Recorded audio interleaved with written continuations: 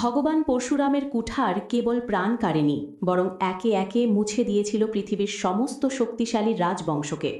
২১ বার তিনি এই পৃথিবীকে ক্ষত্রিয় শূন্য করেছিলেন, কিন্তু সেই ভয়াবহ রক্তপাতের মাঝেও তিনি একটি নির্দিষ্ট রাজবংশকে স্পর্শ করেননি। কেন বিষ্ণুর ষষ্ঠ অবতার ইক্ষ্বাকু বংশকে রেহাই দিয়েছিলেন? কেন অযোধ্যার রাজাদের সামনে গিয়ে তার কুঠার থেমে গিয়েছিল? আজ আমরা উন্মোচন করব প্রাচীন ইতিহাসের সেই অজানা বৈজ্ঞানিক এবং আধ্যাত্মিক রহস্য। হিন্দু স্টোরি টেলসে আপনাদের স্বাগত। প্রাচীন ভারতের ইতিহাসে পরশুরামের নাম এক প্রলয়ঙ্করী ঝড়ের মতো। তার ক্রোধের আগুনে ভস্মীভূত হয়েছিল অত্যাচারী রাজাদের দর্প। কিন্তু আপনি কি কখনো ভেবেছেন, যদি পরশুরাম সমস্ত রাজাকেই মেরে ফেলতেন, তবে পৃথিবী চলত কিভাবে? ক্ষমতার সেই শূন্যস্থান পূরণ করার জন্য কি কোনো ঐশ্বরিক পরিকল্পনা ছিল? আজ আমরা বিশ্লেষণ করব পরশুরামের সেই স্ট্র্যাটেজিক এক্সেপশন বা কৌশলগত ব্যতিক্রমকে। আমরা দেখব কেন অযোধ্যার সূর্যবংশ বা ইক্ষ্বাকু বংশ তার ক্রোধের নাগাল থেকে দূরে ছিল। এটি কেবল ভাগ্যের বিষয় ছিল না, ছিল ভবিষ্যতের জন্য এক অত্যন্ত সুচিন্তিত সিদ্ধান্ত। পরশুরামের এই প্রতিশোধের শুরু হয়েছিল মহাপ্রতাপশালী কার্তবীর্য অর্জুনের এক অন্যায়ের মাধ্যমে। যখন সেই রাজা পরশুরামের পিতা ঋষি যমদাগ্নির কামধেনু চুরি করেছিলেন এবং ঋষিকে হত্যা করেছিলেন, তখন শান্ত এক ব্রাহ্মণ পুত্র রূপান্তরিত হয়েছিলেন এক রুদ্র যোদ্ধায়। তিনি প্রতিজ্ঞা করেছিলেন যে এই পৃথিবী থেকে সমস্ত অত্যাচারী ক্ষত্রিয়দের বিনাশ করবেন। তিনি একাই ২১ বার পৃথিবীকে পরিভ্রমণ করে সেই সব রাজাদের বিনাশ করেছিলেন যারা ধর্মের পথ ভুলে দর্পী হয়ে উঠেছিলেন। পরশুরামের কুঠার ছিল দুর্নীতির বিরুদ্ধে এক ঐশ্বরিক অস্ত্র।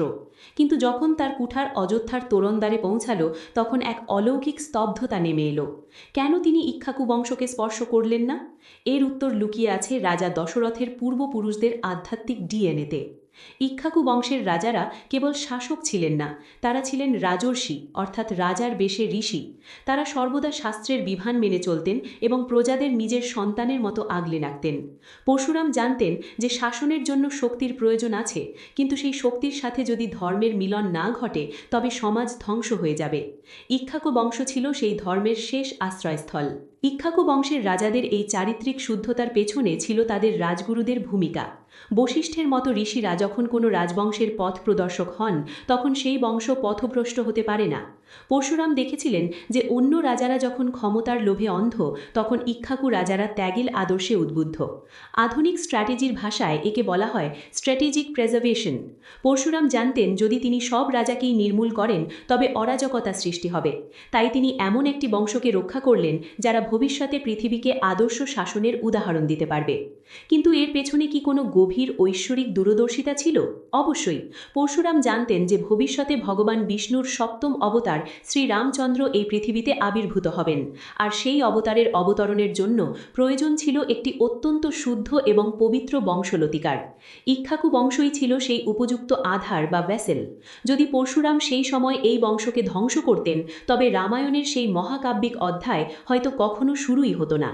ষষ্ঠ অবতার আসলে সপ্তম অবতারের আগমনের পথ প্রশস্ত করছিলেন। এটি ছিল এক মহাজাগতিক মাস্টার প্ল্যান। পরশুরাম এবং ইক্ষ্বাকু বংশের এই সম্পর্কের মাঝে এক অদ্ভুত বৈপরীত্য আছে। পরশুরাম ছিলেন এমন এক ব্রাহ্মণ যিনি ক্ষত্রিয়দের মতো যুদ্ধ করতেন, আর ইক্ষ্বাকু রাজারা ছিলেন এমন ক্ষত্রিয় যারা ব্রাহ্মণের মতো শান্ত এবং জ্ঞানী ছিলেন। তাদের এই মিলনই পৃথিবীর ভারসাম্য রক্ষা করেছিল। পরশুরামের ক্রোধ ছিল ঝড়ের মতো, যা কেবল জীর্ণ এবং পচা গাছগুলোকে উপড়ে ফেলেছিল, কিন্তু ইক্ষ্বাকু বংশের সেই পবিত্র চারা গাছটিকে তিনি সযত্নে রক্ষা করেছিলেন, যাতে তা ভবিষ্যতে এক বিশাল বটবৃক্ষে পরিণত হয়। আজকের এই কাহিনী আমাদের এক বড় শিক্ষা দেয়। প্রকৃত ক্ষমতা কেবল তলোয়ারের ধার বা পেশি শক্তিতে নেই, তা আছে নৈতিকতা এবং ত্যাগের আদর্শে। পরশুরামের সেই কুঠার আমাদের মনে করিয়ে দেয় যে দুর্নীতি এবং অহংকারের বিনাশ অনিবার্য, কিন্তু যারা ধর্মের পথে অবিচল থাকে, স্বয়ং কালও তাদের সামনে এসে থমকে দাঁড়ায়। ইক্ষ্বাকু বংশের বেঁচে থাকা আসলে মানবতার ভবিষ্যতের জয়। আপনার কি মনে হয়, পরশুরাম কি কেবল দয়া করেছিলেন, নাকি এটি ছিল তার এক নিখুঁত পরিকল্পনা? ইক্ষ্বাকু রাজাদের কোন গুণটি আপনার সবচেয়ে বেশি আকর্ষণীয় মনে হয়? আমাদের কমেন্ট বক্সে আপনার সুচিন্তিত মতামত জানান। পরশুরামের এই রহস্যজনক সিদ্ধান্ত এবং অযোধ্যার সেই অমর রাজবংশ নিয়ে আপনাদের ভাবনা শেয়ার করুন। যদি এই ধরনের পৌরাণিক বিশ্লেষণ আপনাদের ভালো লেগে থাকে, তবে হিন্দু স্টোরি টেলস সাবস্ক্রাইব করুন।